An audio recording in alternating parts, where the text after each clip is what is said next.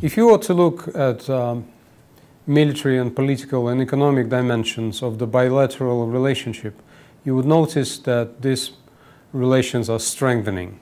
If you look at the military side of things, Russia and China have jointly exercised in the Mediterranean, in the Baltic, and they've also practiced some island seizing in areas where China has territorial claims. Moreover, Academy of the General Staff of the Russian Armed Forces and its counterpart on the Chinese side are exchanging professors. The two countries are developing rocket engines together, and Russia has invited China to participate in what used to be a strictly domestic military affair, the Vostok Strategic war games, which send a signal to China that Russia is not using these war games to train for a war with China. On the political side, Putin and his Chinese counterpart have called each other best friends. They've met almost 30 times, most recently this past fortnight, and they're going to meet again at G20, where you would see them again exchange kind words about the relationship and pledge to strengthen it.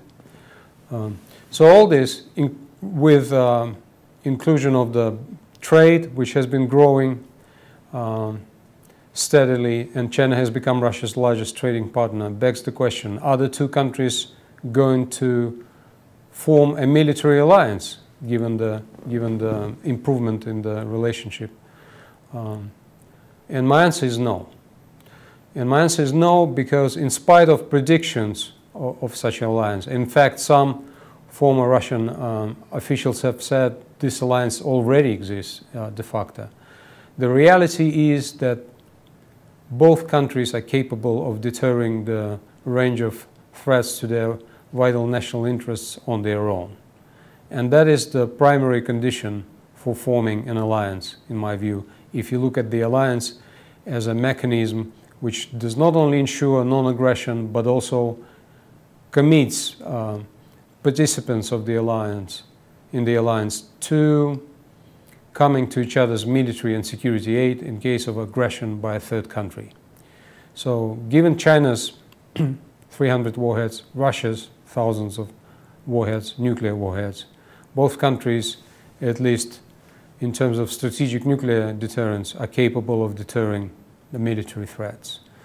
In terms of ability of other countries to try and foment what Vladimir Putin thinks and President Xi thinks, color revolutions in their countries, both countries have significant financial reserve and significant grip on the situation to preclude that kind of scenario in the short-term future. So therefore, even though both countries leaders have condemned what many see as democratic revolutions, but what they see is Western-induced coups in a number of countries, I don't think this factor is going to drive them to get into a military alliance either.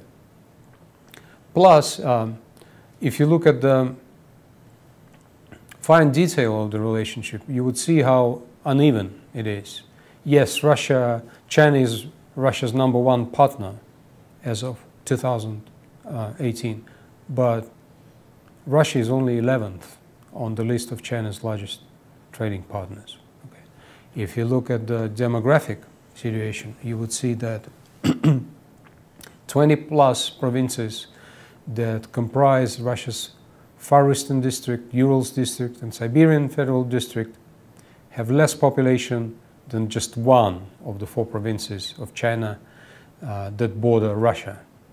And again, if you look at this Russian Federal District's regional domestic product, it is smaller.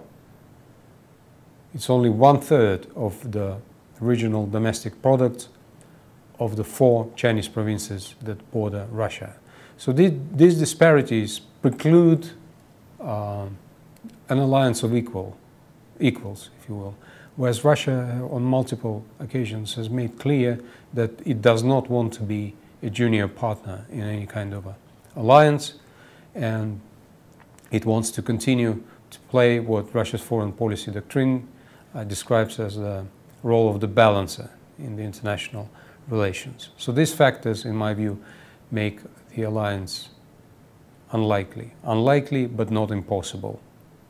If China and Russia were to lose the capability to deter threats to their territorial integrity or to their ruling elite's grip on power, you could see some more tangible movement towards a real alliance.